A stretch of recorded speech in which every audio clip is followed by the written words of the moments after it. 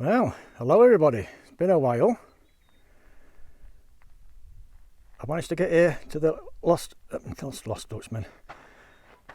First water trailhead. I've just signed the register. Look at, I have brushed past one. Look at this. I have brushed past one cholla cactus, and look at that. They're attacking me already. Bloody things. I've done the trail. Registered up. Thunderbird back in town doing the GE. There's no other GET hikers up here. I don't know why. I don't know. Yeah. And that is where I'm headed. Let's go. Right, there we have it. 10 foot in and I'm into the wilderness.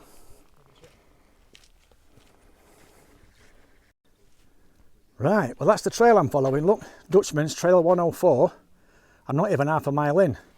So that's where I should be going. But that there, the second water trail, that's going to take me up here, and I'm doing a diversion. I'll explain why later, because there's some people coming up behind me. But I'm adding like a 10-mile loop to my journey. But like I say, I'll explain it in a bit.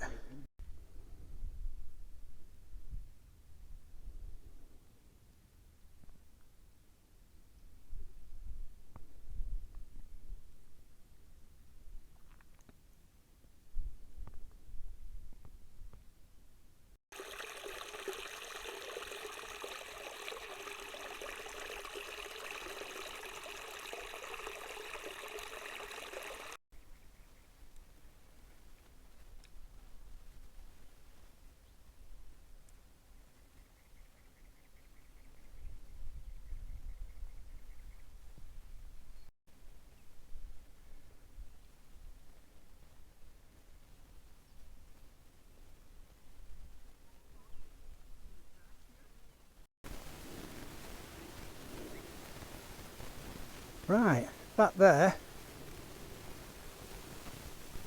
is Battleship Mountain in the centre of the video. Not that big tall peak at the back, that's Geronimo Head, but the one in front. That's looking at it from the side. In the middle you can see the knobbly bit in the middle, that's the top. I'm going to go right down the right hand side of that now and then come up that ridge line to the left and then try and summit. And if this wind doesn't pick up, I'm hoping to camp up there tonight, but we'll have to wait and see. If it's too windy, I'm going to have to come down and camp in Labarge box. It's a bit more sheltered. Right, I've got to flag this up, guys. This is the chain fruit cholla. These are what they're called chain fruit chollas because you can see how they chain the fruit together. This is only a young one. Obviously they'll chain these all the way down. Look, you see these here, look. See these? This is what jumped on me today. They're called jumping cholla because if you just brush up against them, they just jump off and stick into you. They're absolute sods. But the reason I wanted to stop this one, look, if you can see, oh, oops, falling over. Can you see that?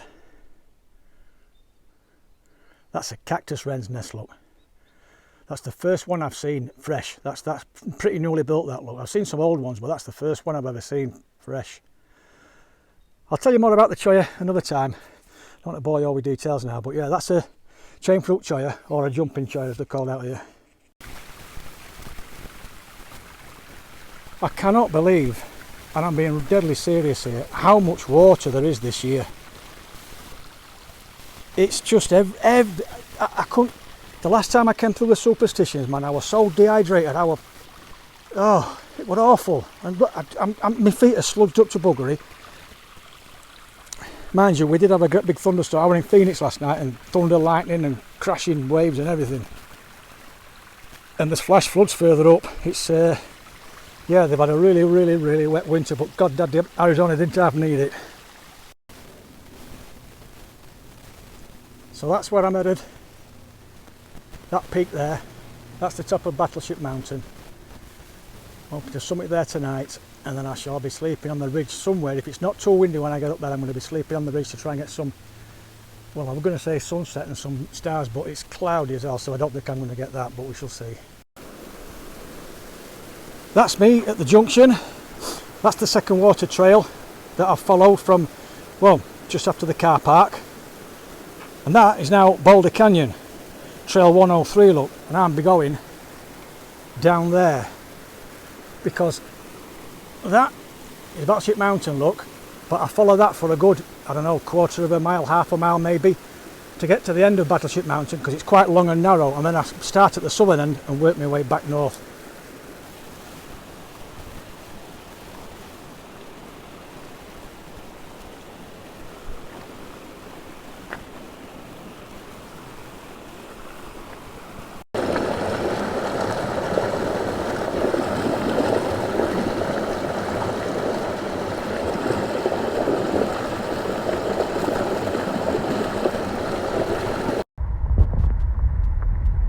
Uncalled for.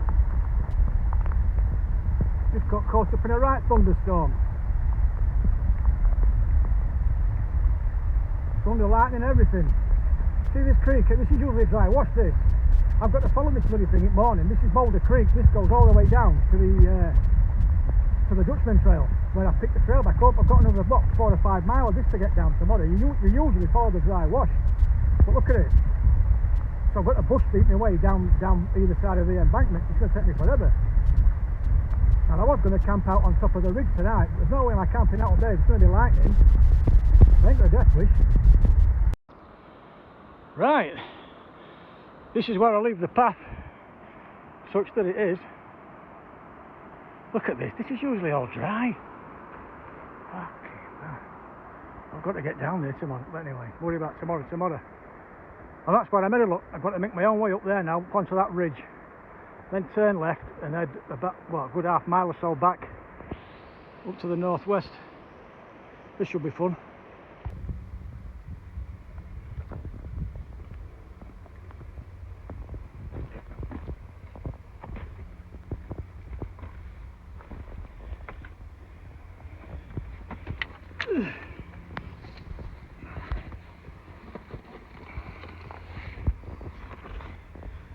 Right, I'm going to put my camera away here.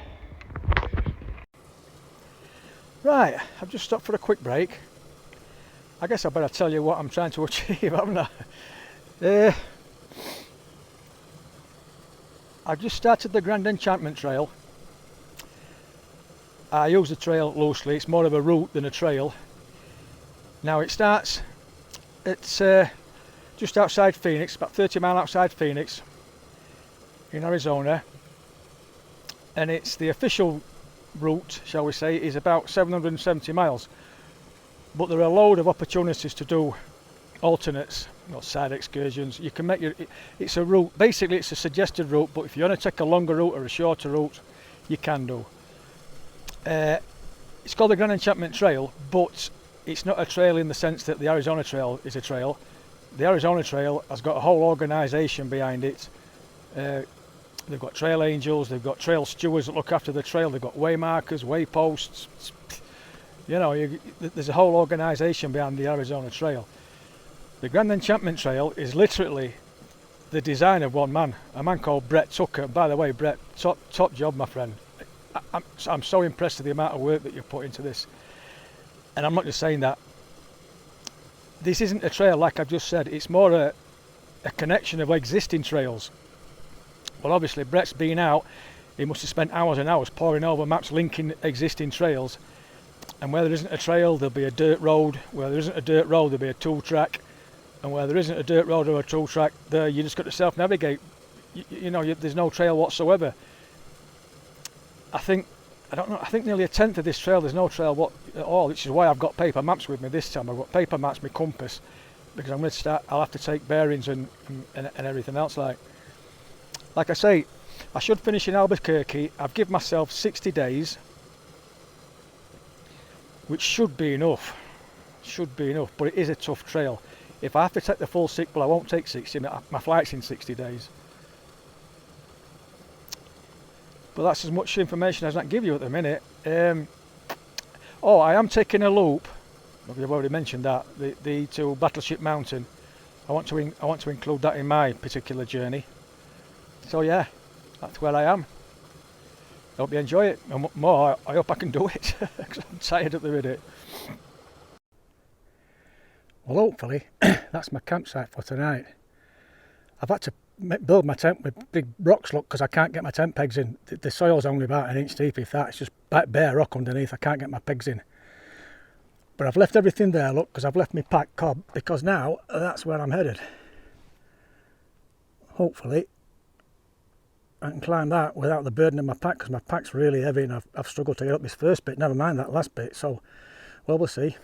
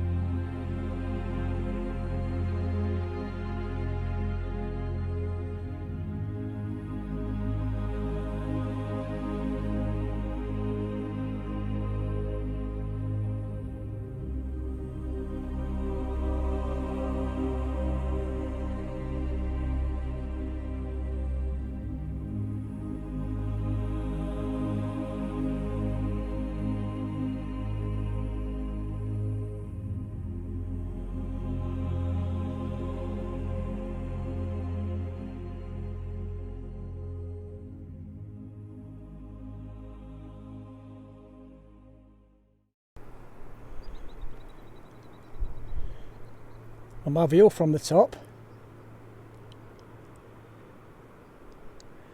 gorgeous, eh? See that peak in the middle now? That's Weaver's Needle. That's the way I'll be going tomorrow there. I'll be heading to about half a mile from that and then turning west, east, sorry. And that's where I shall be heading, down that canyon. In fact, you might just be able to make out my little let me zoom in, see if you can.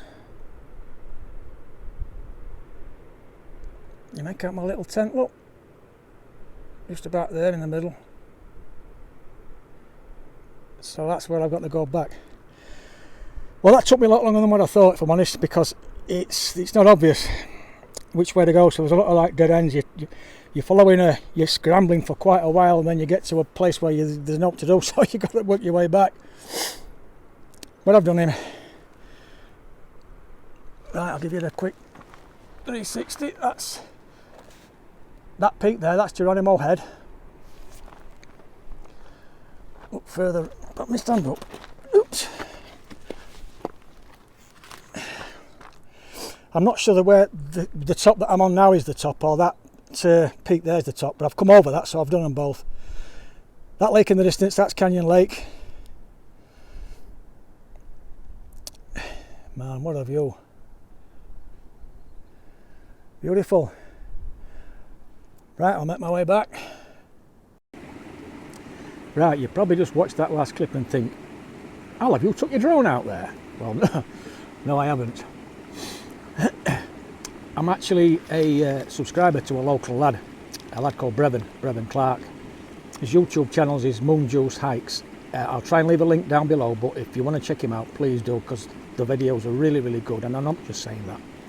Moon Juice Hikes is the channel. But we both also give feedback on the Arizona Trail of 23 Facebook group. He did it last year, he did it southbound, did Brevin, and I did it obviously last year, did northbound. So I've joined this year's Facebook group to try and give a little bit of feedback, if you like, particularly to people that are coming in from the UK or abroad with regard to sending resupply boxes and that kind of thing, because it's not something we do back home, so it's a little bit of a minefield for me. So I thought, well, all the help I got last year, I'd like to give some back, you know, to the guys that are doing it this year. Well, Brevin's also on it as well, doing the same thing up, because he's a local and he lives local. So I've watched his video on Battleship Mountain, and I thought, this is a while back, and I thought, man, I'd love to do that. So when I decided that I was going to do it, excuse me again, I reached out to Brevin, and I just said, look, Brevin, I'm a subscriber, I love your work, I'm not just saying that. I'm a UK hiker, I'm doing the GET next year, I've got a bit of time to spare before I get out of Hyper Canyon. I'll go into that later. Would you mind if I use that clip on the Battleship Mountain, you know, the flyby? Anyway, he got back in touch with me and said, hey man, no problem, dude, you know, do use what you want there.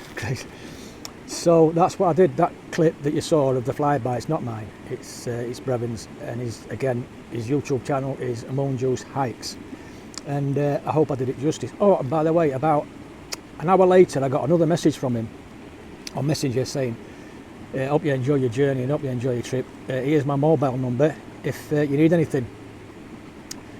I mean, what are these people like out here?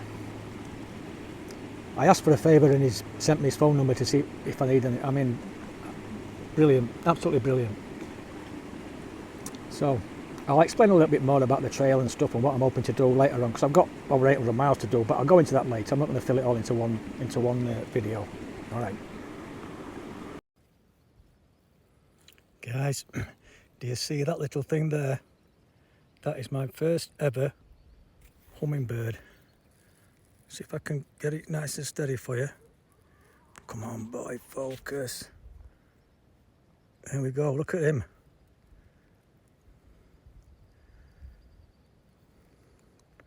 My first hummingbird, get in. Brilliant. Right, well that's me done for the day. It's only 4:20, and because the wind's dropped and the sun's out, I'm going to stay here for tonight. I'm camping up on the top. Hopefully, well, the only reason I'm camping up here is I'm hoping to get a sunset and maybe get some decent shots of stars, but I'm not holding me hopes up too much for that. So while the sun's out, I can see I'm just drying everything off because I got a bit sweaty and hot today, but that last couple of hours getting to the top of there, Battleship Mountain, were really, really cool, really good. I mean, I videoed what I could because there were quite a lot of the time that I really needed all my attention in both my hands. It was really, really hands-on, and I couldn't afford to try and do it one-handed. And no, I'm not messing about like In fact, it was that good. My hands are actually sore. My hands have been on that much rock, you know, scrambling and climbing up there. My hands are actually a bit sore because I've not done it for a while. But yeah, hopefully I'll get some decent shots tonight, and I'll, well, if I do, you'll see them. Catch you later.